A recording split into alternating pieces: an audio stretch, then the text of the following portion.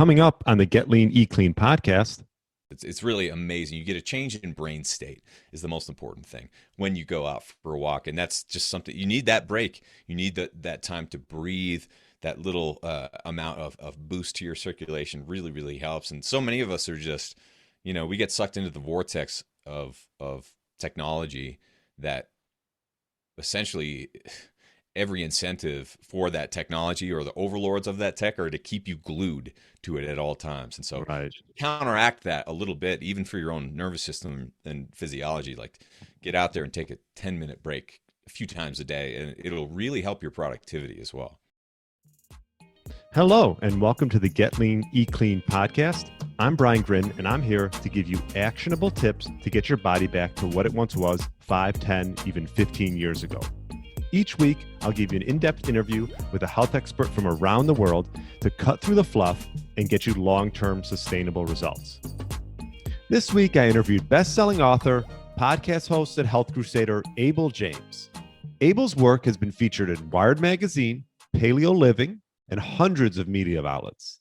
He also hosts the Fat Burning Man Show podcast, which is one of the top health podcasts out there. We discussed Abel's health journey, his wild diet, feasting and fasting routine, along with how to stay in shape at home, Abel's morning ritual, how the message around health has changed, the importance of music for brain health, and his one tip to get your body back to what it once was. So I really enjoyed my interview with Abel. I know you will too. And thanks so much for listening and enjoy the interview. All right. Welcome to the Get Lean, Eat Clean podcast. My name is Brian Grin, and I have a great guest on today, Abel James. Welcome to the show. Brian, thanks so much for having me. Abel, yeah, I can give you quite the introduction: author, musician, talk show host, adventurer. What's your favorite thing to do? Favorite thing. Before I do anything else, usually I wake up and I play some music. Oh, there you go. Yeah, and actually, I know we'll talk a little bit about music because I've taken up piano over the last 5, 6 years. So Awesome. yeah, really enjoying that. So we'll touch on that. But before we get into that, maybe give a little background. I know you've had quite a health journey. I remember reading on your website you were flabby and miserable, to now what do you got, like a six-pack and long flowing hair. So how did that transformation work for you? It was, I kind of grew up in the world of alternative health because as an infant, I got very ill, and long story short, became allergic to pretty much every antibiotic out there, which has remained true throughout my life. So health has really been more of a survival skill, or at least that's the mentality. It certainly was for my mom, who then at the time was a nurse in Western medicine, and realized, the system isn't going to help my kids. What am I going to do?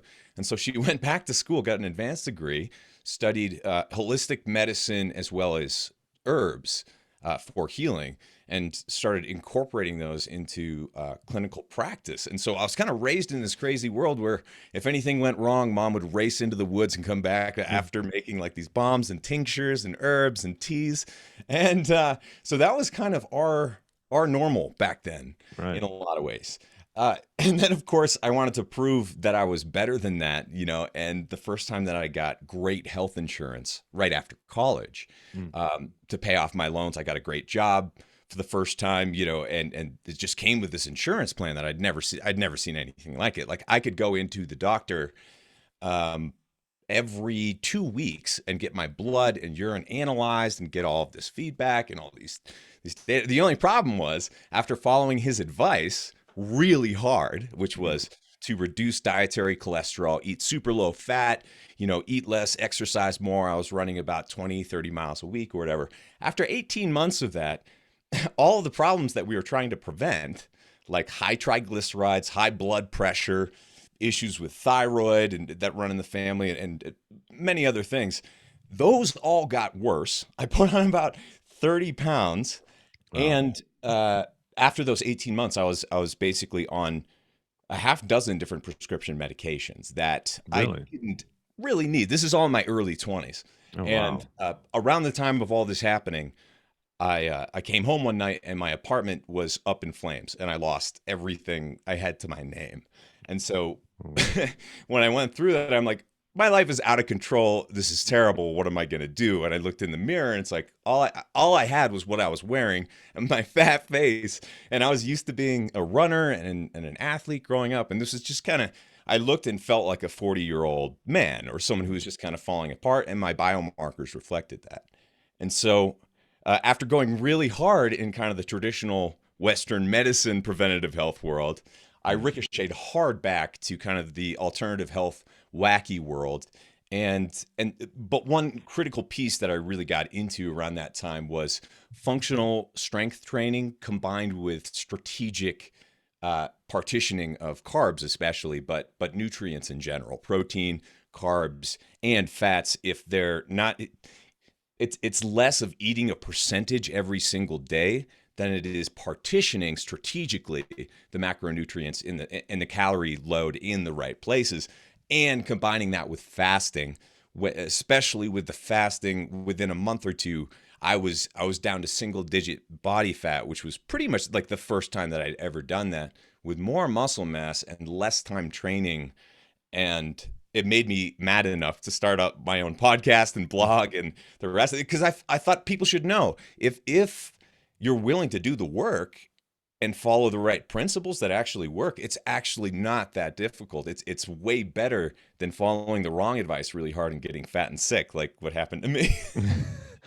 Yeah, I mean, for all that to happen when you're in your early 20s is, you know, be on all those meds. I mean, that's crazy. Thankfully, it was only like a snapshot. That's what it feels like now. Right. It was like my detour into that world. It's like, oh, that didn't work, right? Yeah, and you know what? To learn that lesson at such a young age is, that's a blessing, right? Yeah. Some people don't learn that stuff until they get into their 60s and 70s. For sure. But I think it really helps that my mom and my family raised me in a world where it's like I got acne growing up and like I wanted to race to go get Clearasil and all these like Hmm. drugs that you could take to make it better. And they're like, no, that stuff is poison. Like stay away from that stuff. And so I think that was reinforced so hard that I certainly can't take credit for that, but I can take credit for when I got the keys to my own health and could choose my doctor and what I did with it. And it didn't work out well. So I think it's important to recognize for everyone that you go through bumps. It's you make mistakes, but those are lessons at their best that can propel you into something that's much better, with more meaning and more purpose and more just momentum behind it. Like I'm pretty steadfast in my beliefs now, and I wasn't so much back then. I was definitely trying different things out and exploring. Yeah, and so that led you to what was so that was like 10 years, well, you're 36 right now? Yeah. Okay. Yeah, so that was like 10 years ago, and then you said you started your podcast, and did that sort of lead you into creating, like, I know you on your website and stuff, you have the Wild Diet. Did that help sort of forge you into creating that as well? Absolutely, because one of the best ways to learn, I mean, it's such a privilege, and I'm so grateful for it. And I kind of got in early when it was easier, but being able to talk to the authors of the books who are writing on the subjects that you care about is Hmm. freaking amazing. Like Yeah. that, an incredible way to learn.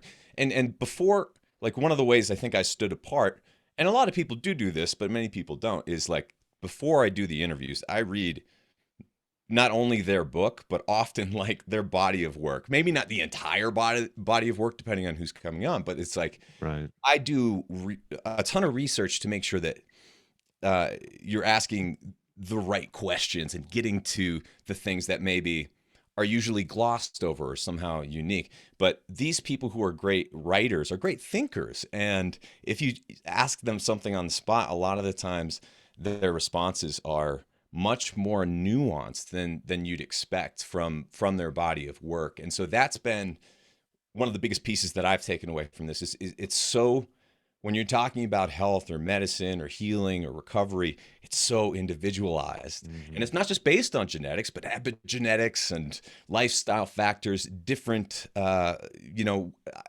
I've been wearing a CGM or a continuous glucose monitor, and the same foods will have a completely different effect on me on different days, depending on sleep or my insulin response based on how much I've exercised that day, and how ready my muscles are to get that glycogen into the right places. Or if I've just been on a rest day, like eating that cake might not be such a good idea. Whereas you can get away with that stuff in other cases. So I think the nuance piece is really important, but also just being able to learn direct from the researcher. A lot of these people are researchers, Mhm. and being able to ask them questions directly is fantastic because you also just asking them revealing things about their personal lives, like what did you eat for lunch today, can be very revealing as well. Yeah, no, that's the one thing I really enjoy about having my own podcast is, you meet people you never thought you'd be able to meet. Like I mean, I'm a big golfer. I got to interview like a PGA Tour guy who's Cool. big into fitness, and I would never thought I'd be able to interview him, and obviously people like yourself. And um, I'm curious, what would you say the best way to describe your wild diet? Is it a basis of macros, or how would you best describe that? Yeah, I think it's important to Hmm. have something where you can kind of be grounded in the same idea. The problem with terms like paleo, keto, and a lot of the popular terms that come about and kind of rise in popularity and come back down is that they lose their meaning over time. And so, Hmm. at least for our own coaching community, that's where I kind of came up with the idea wild, which connotes a relationship to the environment and honoring the environment. And so, if you're going to eat the way that that would manifest to me and to our community generally would be whole, unprocessed, real foods as a start. We don't have to be anti-tech necessarily, but it's important to understand that most of the processed foods that are available, or the monocrops, the foods that are grown uh, on a large scale, are done so for reasons of profit, not our health. And so you have to have your shields up and kind of define what are the foods that are going to treat you best. And those are the ones from Mother Nature. So that's the prism to see the world through that hopefully will help people navigate on their own. Because I do have more dogmatic, just like here are the macros if you want to achieve this. Here's what the plate should look like, which generally speaking should be not afraid of real unprocessed traditional fats, especially from healthy animals that were raised on pasture. Not being afraid of ruminants either. I tend to actually eat more red meat than poultry, especially here in Colorado. Hmm. Uh, and making sure that you're getting your protein kind of as a minimum nutrient. It's not even like a caloric.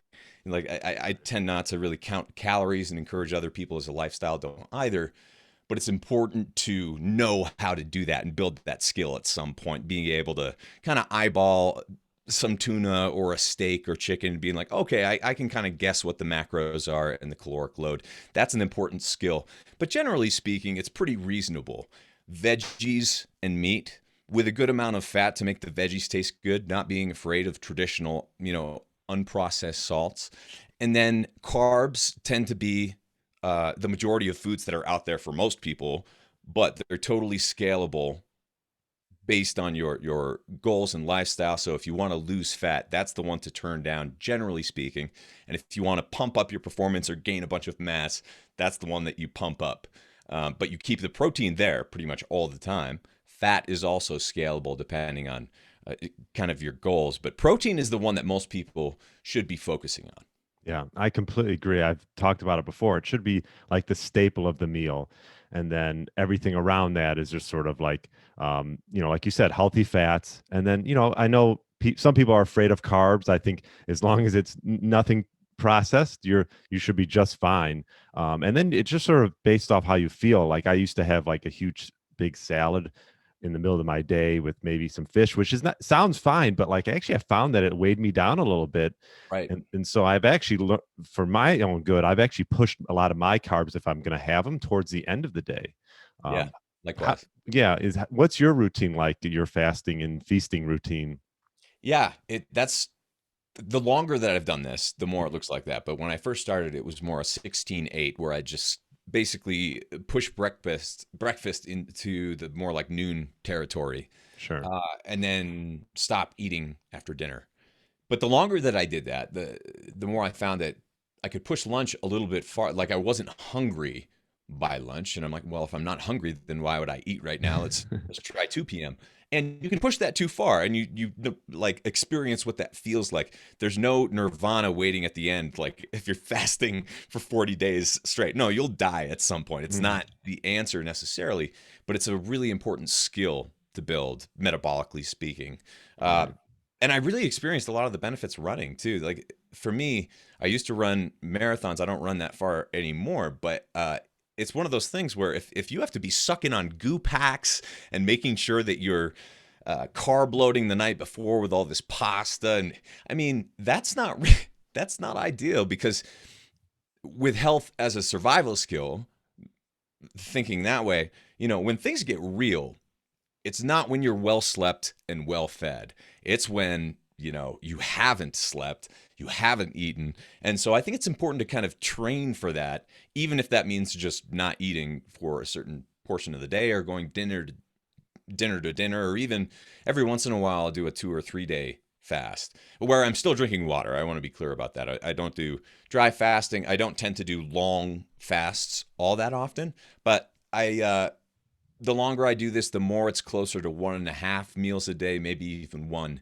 meal a day, where I'm eating for about 4 to maybe 6 hours or so. And I think it's important I go to bed early. I try to go to bed with sundown most of the year. And I Oh, try not to eat, I do eat carbs later in the day, especially post workout. And I tend to work out in the afternoon, but I try not to eat it too close to when I go to sleep because that can interfere with glucose during sleep and then even the next day and the next morning, and lead to hunger and just kind of you're feeling off the next day because it's not best to raise your blood sugar right before you go to sleep. yeah. I agree, and I'm in the same camp as you. When I started fasting, it was like just traditional 16/8, and then you start to realize you're like, well, I'm not that hungry around noon anymore. You realize you don't have when you start fasting, you don't have to eat as Right. you don't have to eat as much when you eat. It's You awesome. you're full faster, and I think you hear about, I know there's some books and like intuitive fasting or intuitive eating. It's sort of a hot trend word. But it is true. You sort of start to realize that when I'm hungry, I'll actually eat instead of just like following the clock, as Yes. most people Yeah. do. And when you're able to do that, it allows you to realize that some days you're hungrier than others, and that's okay. Some Right. seasons, some weeks, you put on weight, you put on fat or muscle. It just feels right. And then other times it feels right to undereat. And I do find that it's based on season or timing or a cycle, but it's not predictable for me. But it's definitely real. Like I definitely experience it, and I don't mind going up or down 5 or 10 pounds, kind of just knowing that you can always turn that dial whichever direction you want, depending on your goals. And for most people, before all this, I didn't have that. I didn't have the confidence that, if I wanted to lose 5 or 10 pounds of flab or whatever, if I Hmm. wanted to lean down and get cut, I didn't have confidence that I could do that. But now, after doing this for a while, coaching people and experiencing it myself, like once you have the confidence that you are able to do that, man, that makes a big difference for peace of mind and for maintenance as well. It's easier to have more fun and moderate, I think, for a lot of people, if that makes sense. Yeah, and by no means, at least for me, like I don't look at like fasting as calorie restriction, right? Like you're eating till you're satisfied, and Yeah. and I'm in the same boat, and I don't count calories, or I don't have my clients count calories. You just sort of you eat until you're full, not like over full, right? And then you move on with the rest of your day. That's a really important point too. Yeah. After I stopped eating a lot of garbage, typical processed breads, lots of gluten and grains. I still eat, sourdoughs and homemade things and ancient grains. But I would get heartburn. I would get this feeling in my stomach where I was still hungry, but it was completely full, just really uncomfortable. Yeah. And that went away. Like I haven't really experienced that since either of those things. And I'm not sure exactly what the causality might be there. I did clean quite a few variables up, but I think probably it just allowed my body to heal to the degree where that's not normal. You should not feel like that. But I think for a lot of people that is That's par for the course for them, is just feeling after every meal, burpy and just a little bit upset stomach. But that's a good sign that something you're eating is not working for you. And the longer we do this, the more we see that different foods have a completely different effect on different people, and that is something that you have to account for. It's not always convenient, but like if my wife doesn't do as well with dairy as I do, and you Hmm. have to account for that. And also, I think there's a lot of, you can get momentum that way, because if she's going dairy free for a couple of weeks, it makes it a lot easier for me to at least turn it down or experiment with kicking it out too, which oftentimes kicking out some stuff that you love is very, at the very least, educational and sometimes really useful too. Right. You learn a lot from just abstaining from things, right? Totally. And It's you like, don't take them for granted as much. Like even kicking out coffee, I don't do it on a regular basis, but the times that I have, it's like I do miss coffee. I do. I right. do. You appreciate it more when you bring it back, right? Yeah, and then it's like, okay, I know why I do this, but every once in a while you forget, then you take it for granted. That's a good time to kick it out again, and then you remember. But this is one thing, you have to be very protective over your good habits, because like I was just talking to a guy yesterday who listens to my show, and he's just like, yeah, I was doing so great. I was working out all the time throughout the whole, like terrible year when we were locked in our houses and all that stuff. But then contractor came over and ripped up my basement. So I haven't worked out since. And it's like, Mm. well, you can do better than that. Like I Yeah. understand, but you still have to keep it going. Otherwise you completely lose it. And once you're in the good groove of those habits, it doesn't take that much effort, but you have to play self-defense and adapt all the time to try to protect that, because life just throws you curveball after curveball. That's the biggest challenge with staying true to all of this, is being honest when those curveballs happen, and then making a quick adjustment to make sure that you can keep those good habits going. Yeah, no, that's a great point. And what would you say as far as staying in shape? I mean, obviously, with the whole quarantine this past year, I've sort of changed my methods around a little bit. What would you say the best way to stay in shape, even when you don't have a gym? Show up, and be honest about it, because it doesn't take a ton of know-how. Uh, it really just takes showing up and doing it. And I Hmm. would say not on a daily basis. That's too much pressure for most people, but on a weekly basis. So the Right. way that I like to think about it, I think it's achievable for me, but it's different being in maintenance than it is, doing it for the first time. It's harder to get back into shape. It really is, than it is to stay in shape. So I like thinking about it on a weekly basis, where one day a week I'll do something that challenges my muscles and nervous system, uh, where I'm going not quite to failure, but it's definitely challenging. So heavy-ish deadlifts, but not monstrous. Like having to go into the gym where you're dropping the weights with all these crazy. No, just like body weight, maybe a little above body weight, but doing it and getting some good solid reps until you can't really do that anymore, or you Mhm. can't do it with good form, but always focusing on safety. So anyway, if you don't have weights at home, that's probably fine, because you don't really want to start with loaded weights. You want to start with good form. And so try to go down butt to the floor in a good honest squat with good form. When you can do that without weight, then you can start loading it up with kettlebells, with dumbbells, free weights, whatever it is. But I would encourage people to just focus on body weight stuff at the beginning.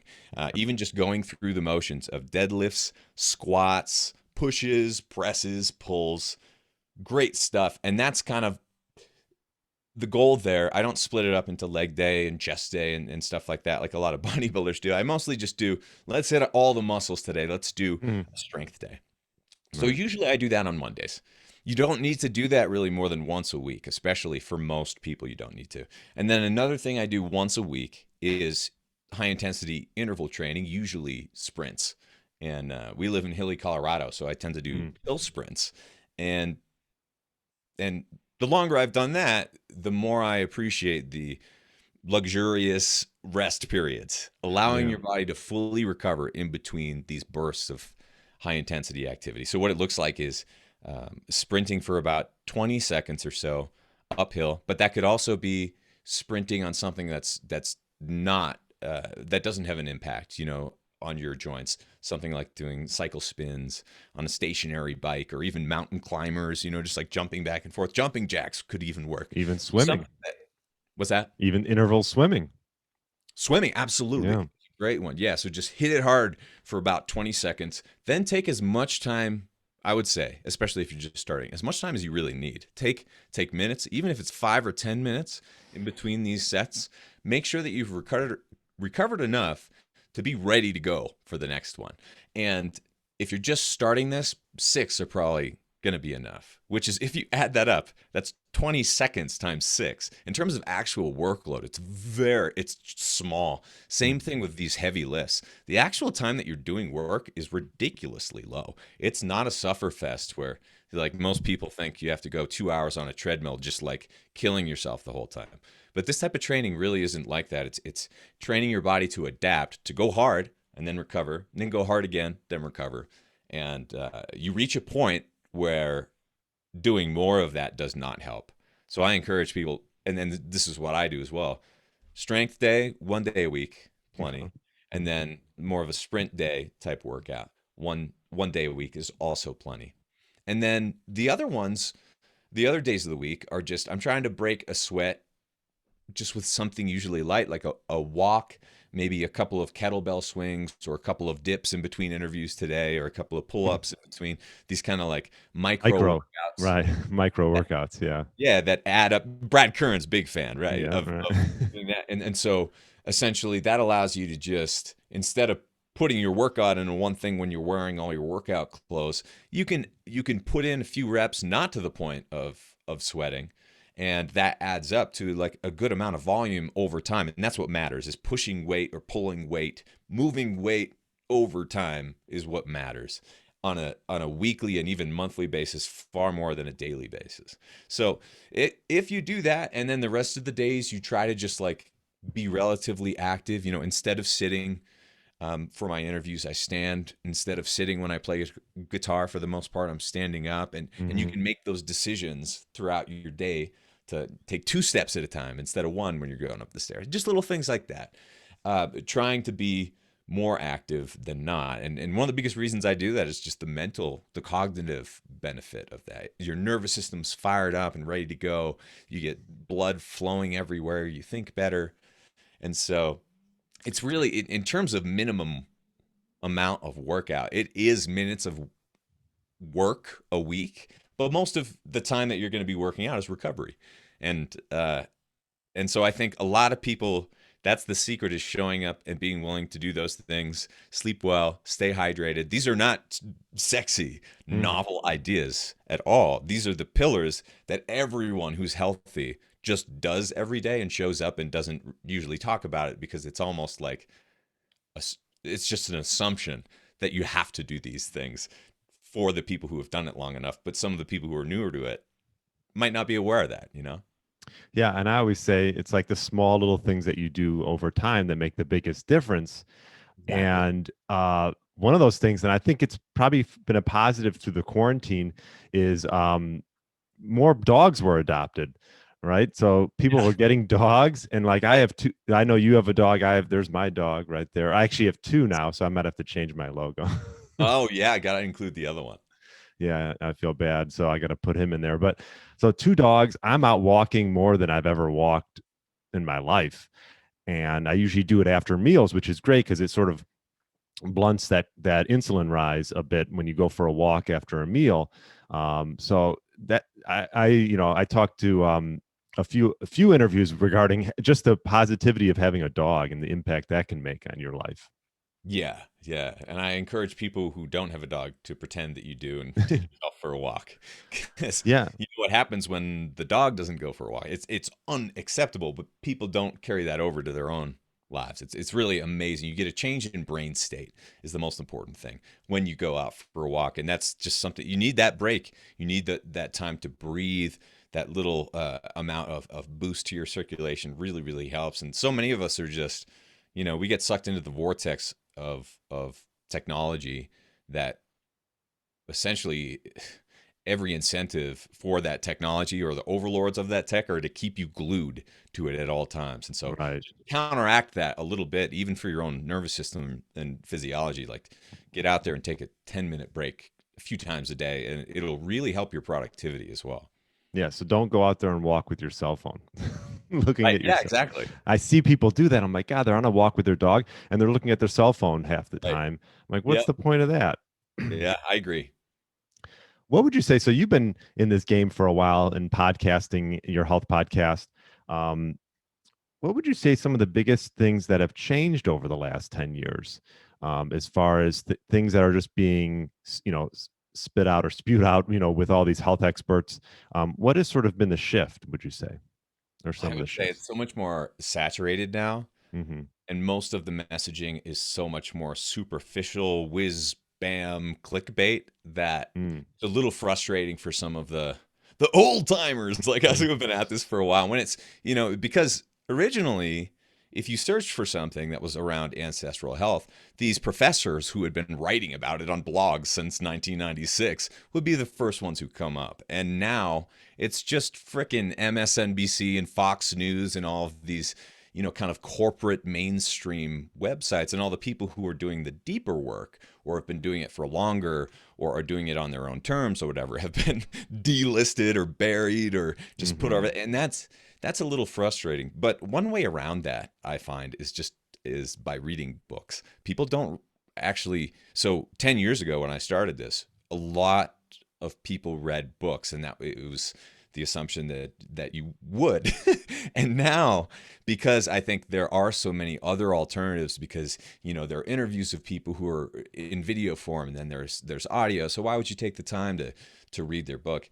I would argue it's because it's so much deeper most of the time, and that's where you get the real insight, is by not just listening to bits and bytes here and there, but really going deep and looking into the references, and then exploring those, and looking into the similar books or bodies of work. And all of that stuff is as relevant as ever. Even if you're looking back in time, many of the best books are decades old, and it doesn't matter, because they all knew, like, most of the people who practice good health and medicine have known this for well over a century. It's just been buried in different circles, and Right. now when you try to look something up, or you try to get health information, it's hard to know what the incentives are, and which words are sponsored, and it's just Even the studies, right? All the studies that are exactly. just being backed by big pockets, right? And big Yeah. companies. Yeah. And just talking head celebrities and all these sponsored posts and stuff like that. And I definitely partner with other companies too, but I think, now it's such a mix of corporate messaging combined with Yeah. free information, that it's hairy for people who don't already have their feet on the ground in this world, and kind of have good habits. You definitely have to practice your self defense. But I would explore anyone to really go into books, even older books. Is there a And book that sticks out for you? every time I do, so I'm doing like 10 or 12 of these interviews in a couple of days, because I like to batch them. And Oh. before that, I just have a stack of books where I'm like, for the whole weekend, and usually a few days, sometimes a whole week, I'm just reading these Mm. books.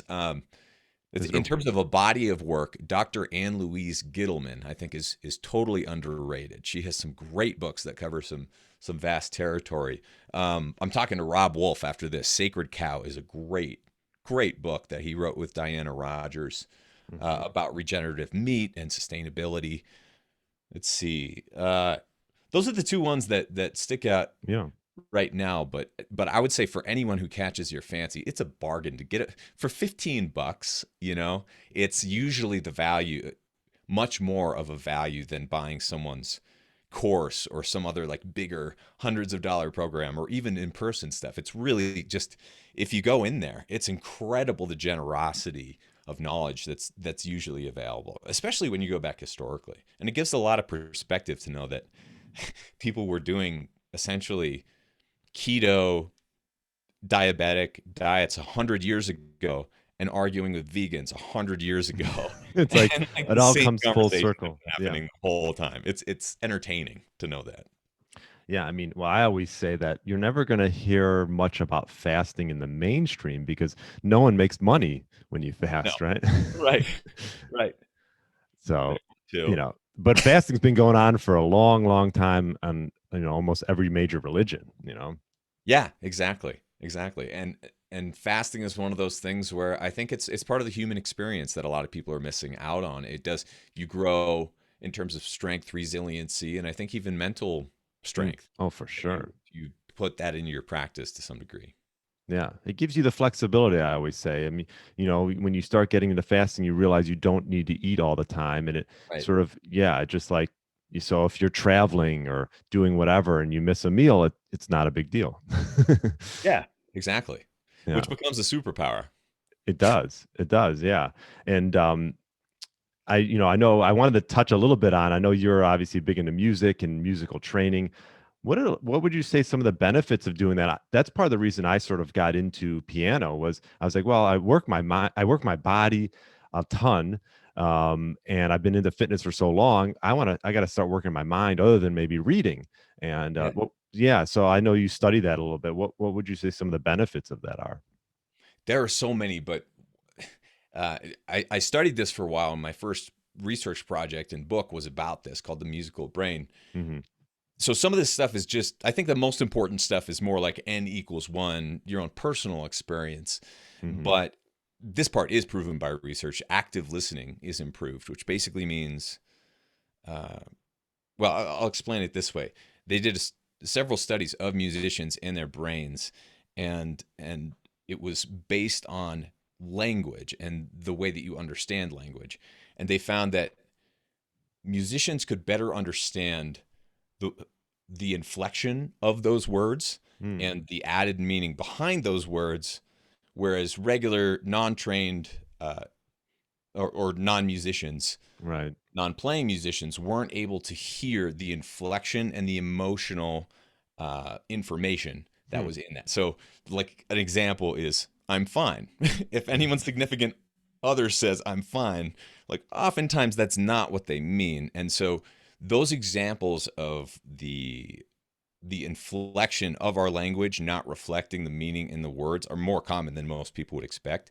And so that's an example of active listening where uh, you're kind of picking up on what someone's actually saying in a bigger picture, Hmm. but you can hone in on pieces of that to get more specific meaning. So how that shows up in music is a lot of people who aren't necessarily trained in playing music can't hear the trumpet or the bass line at Right. on its own. You know, in the same way that a dog can smell the tomatoes in the soup and the garlic in the soup and all Right. these things separately because they have this It like super. heightens your senses, right?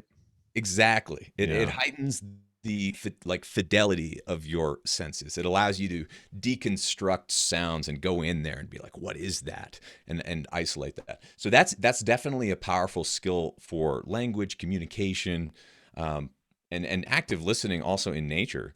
You know, it helps me pick up bird sounds. But that's one of our hobbies. Is just like which birds are around based Mhm. on which national park we're in or whatever, and being able to pay attention to those things is really important. But also dexterity, obviously, reflexes. For me, I've learned a lot about tendonitis recovery and training even from running scales on the piano to a fast tempo Mm. because that's pretty much the same thing as running a sprint, and if you develop tendonitis, then the way that you resolve it is similar or even the same based on these different domains. So I think it's a way to cross train for fine dexterity, which is more important than people realize. One, this isn't necessarily supported by science, but when you look at different, like I remember seeing in junior high BB King, who was diabetic and not doing well later in life, just wheeled out there on stage, and then he just ripped up the guitar, for hours, just ripping. It was amazing and so cool. And he did live a relatively long lifetime, even though he was otherwise completely, out of shape and really in horrible metabolic health with different manifestations of advanced disease, really. And you see that all the time with these different, musicians who are if they don't die by 26 or 27, then they live until they're 80 or 90, even if they're chain smoking for 90 years, even if they're completely overweight. And I think a lot of that has to do with the health of their nervous system, Mm. because one of the biggest reasons that people die is muscle wasting, falls, your nervous system failing. And if you can still rip on guitar, or if you still have the technique to do something with your voice or with piano, then your nervous system is going to be trained and finely tuned to have that snap that goes away, from that quickness that does go away. And that's what, once your nervous system starts degrading, then you fall ill and kind of die. And Mhm. so if you can preserve that from multiple directions, sprinting with the whole body, big heavy lifts, and doing fine things, just tinkering around on the piano or guitar or other instruments, I think that's a great way to preserve the health of your nervous system, and a target for longevity. And if you're not growing and getting better, then usually you're atrophying in some way. And I don't feel that unless I'm in fighting ape, like on guitar. I just Mhm. don't feel right. And I think that's a healthy way for people to exercise frustrations, to grow, to make mistakes without the stakes being too high publicly. And it's just like it's fun to have multiple hobbies. It's good to practice in multiple domains, just like we all did in elementary school. We should never give that up. Yeah, I agree. Yeah, I mean, just learning an instrument or anything at an older age. I'm 40. You just got to have a greater appreciation than when if your parents just force you to do it when you're like 10 years old and you don't really want to do it. But when you learn something at an older age, you're like, wow, you really appreciate that learning and just what it takes to get better. And it's a luxury, Yeah. really. You only have so many things that you can do that with. You only have so much time and willpower. And for me, it's like we didn't always have the luxury of having a piano or a keyboard around. And like you didn't Mm. always have the time because you're going to school and you have to go to work and all this other stuff. So really, if you are able to set up your life and carve that out, I appreciate now that it is a luxury to be able to spend your time doing those things, creative things, but you have to prioritize that and protect it. And it's Hmm. not easy. It's not easy, but it's worth it. Right. Yeah. No, I try to do a little bit every day, right? It's like anything Yeah. else. Yeah. It's so much better that way. I used to teach guitar in college, and the adults would pay me money, and they're like, "Why am I not getting better?" And the kids Right. would come in. They'd play a little bit every day, Mhm. and they would always get better. They would come in every week, and they would get better because they would play a little bit every day, and the adults would just think that they would get results because they paid money. And we have to coach that out of our own thinking, because for some reason we're all conditioned that way. Once we reach a certain age or Right. maturity or something, we all just kind of have these expectations. Same thing. I mean, I coach golf a little bit, and it's like I tell them, I'm like, this lesson that I'm helping you with, it's a waste of time if I see you in a month and you haven't done done anything Right. with it. Right. Because golf lessons, they can be expensive, and a lot of people get them and they never do anything with them. So Yeah. Yeah, you got to put in the work, but that becomes fun. That becomes very rewarding. right. Because it's not supposed to come from the teacher. It has to come from you, and that's what keeps you going. A few more things I wanted to touch on routine. I'm a big like morning routine and night routine. What type of things that you do that make let's just say your morning and night routine unique to yourself? I'm really protective of the first part of the day. Yeah. So when you first wake up, before anyone's gotten to you with text messages, with emails, with whatever expectations or responsibilities are there for the rest of the day, treasure that time, because Hmm.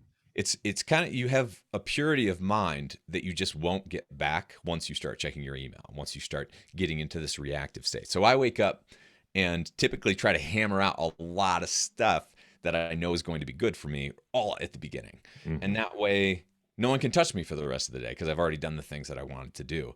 And then I just have to show up for my commitments. This is the way that I think of it. Yeah. So the first third of the day is kind of that protected time, the creative time. So the second third will be more fulfilling my responsibilities for work or for just things that are more procedural or administrative. And then the end of the day is more where I'll put the I guess consumption. That's where I'm eating. That's where I'm kicking back, and that's where I'm actually like watching uh, an interview or listening to something or kind of relaxing because I'm a bit out of gas by the end of the day, and I like that. I like being tired by the time I go to sleep.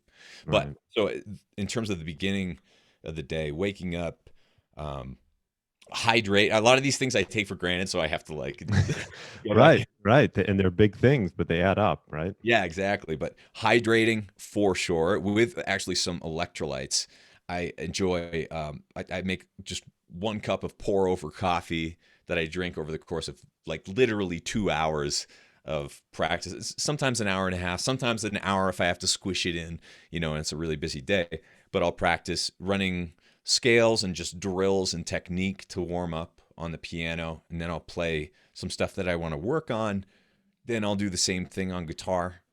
Then I do a little spirit reading. I read the I Ching every day and some other just kind of studying.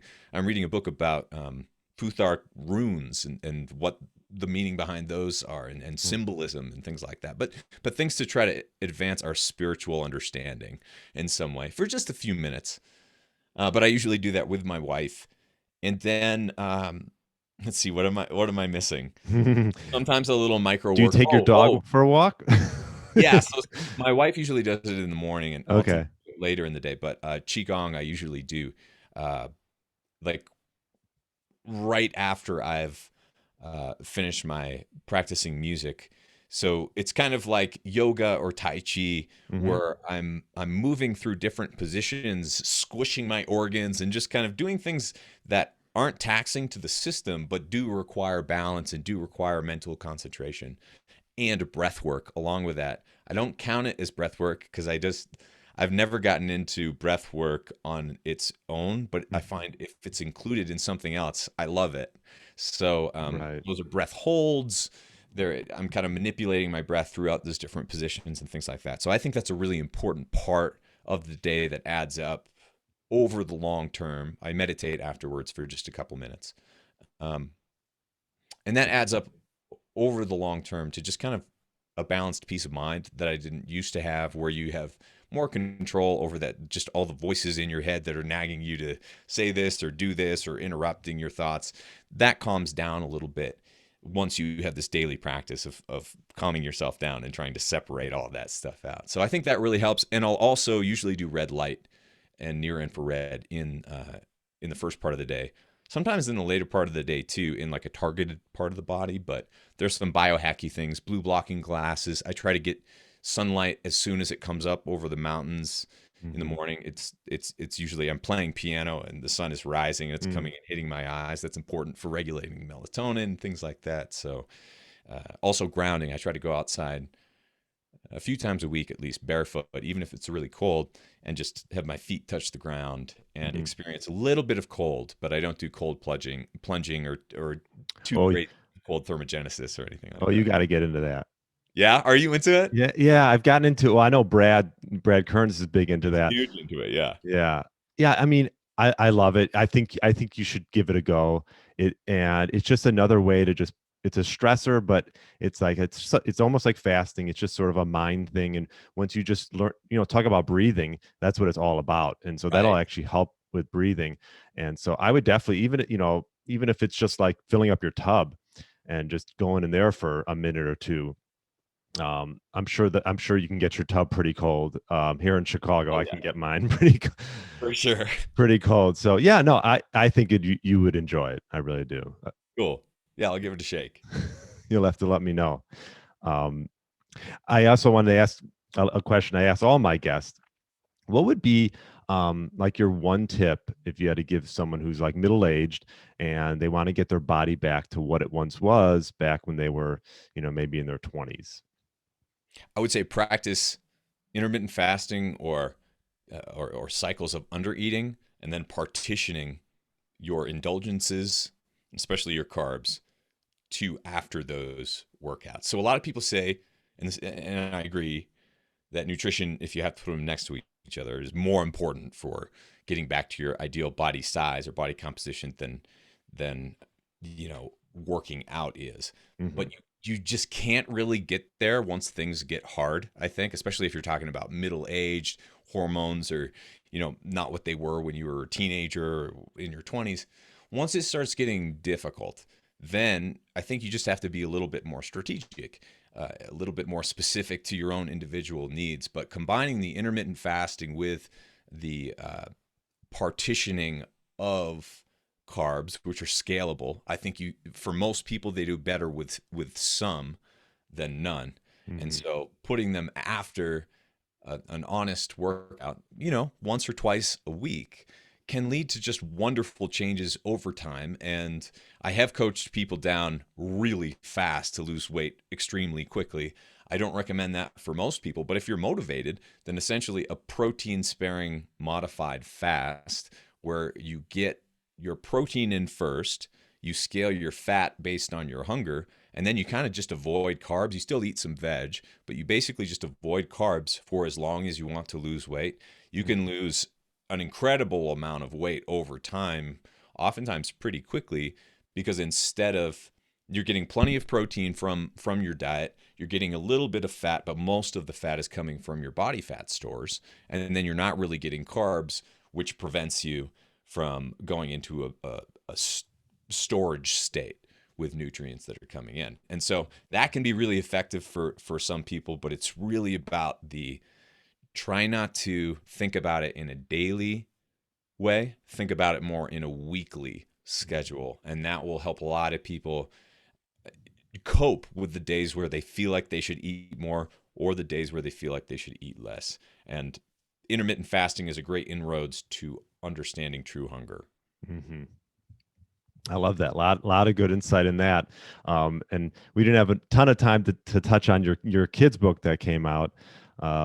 And it's interesting because I actually wrote a kids' book about 5 years ago.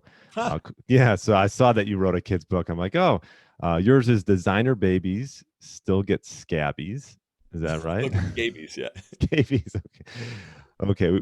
Anyways, yeah, I want to check that out. I came out with one called The Magic Zoo, and I know yours is based around poetry, right?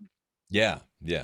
And it's more for teenage and up than necessarily little kids. But it's one of those things where I realized that I could get away with saying some relatively scandalous things if I was willing to rhyme them. So I made sure to rhyme a lot of the poems. But it's one of those things where I find that creating music, art, just expressing yourself in various ways is a great way to exercise your emotions and get rid of all of the frustrations that come with living in the modern world. And there are plenty. There are plenty. So when I feel a little bit down, a lot of times I try to create my way out of it. And hopefully by adding a little bit of humor or a little bit of satire, you can just laugh off most of the darkness in this world. That's a great way to cope. Yeah, no, I love that. Yeah. And where would be the best place for people to find what you're doing next? Probably fatburningman.com or just looking up Abel James. The podcast is also called Fat Burning Man. And then for the more music and artistic minded stuff, it's abeljames.com for that one. Awesome. Well, this was great. We probably could have talked for another hour, but yeah, that would be great. Anytime you want to do it again, just hit me up. Awesome. All right. Well, thanks so much for coming on. I appreciate it. Thanks for having me. Hey, Get Lean, Eat Clean Nation. Are you a man between the ages of 40 and 60 years old, looking to lose inches around your waist, have significantly more energy throughout the day, and gain muscle, all while minimizing the risk of injuries? Well, I'm looking for 3 to 5 people to work one-on-one with in my Fat Burner Blueprint Signature Program, which I've developed by utilizing my 15 years experience in the health and fitness space. This program is designed specifically for those committed to making serious progress towards their health goals over the next 6 months. We will focus on sleep, stress, nutrition, meal timing, and building lean muscle. If this sounds like a fit for you, email me at brian@briangrin.com with the subject line Blueprint. That's brian@briangrin.com with the subject line Blueprint. Thanks for listening to the Get Lean, Eat Clean podcast. I understand there are millions of other podcasts out there, and you've chosen to listen to mine, and I appreciate that. Check out the show notes at briangrin.com for everything that was mentioned in this episode. Feel free to subscribe to the podcast and share it with a friend or family member that's looking to get their body back to what it once was. Thanks again and have a great day.